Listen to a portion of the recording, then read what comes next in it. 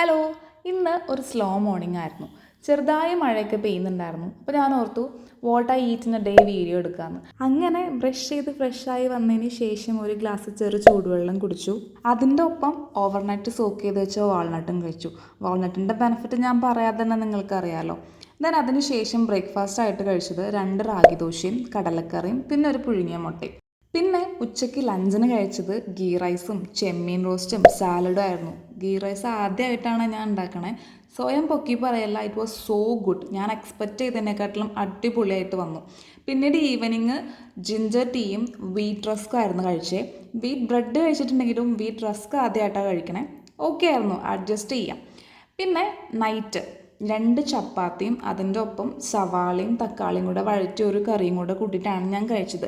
ഇന്ന് കഴിച്ചതിൽ എനിക്ക് ഏറ്റവും ഇഷ്ടപ്പെട്ട ഫുഡ് ലഞ്ചായിരുന്നു. കണ്ടിട്ട് നിങ്ങൾക്ക് എന്താ തോന്നിയെന്ന് കമൻറ്റ് ചെയ്യട്ടോ. അപ്പോൾ good night guys and don't forget to subscribe. Thank you for watching. By.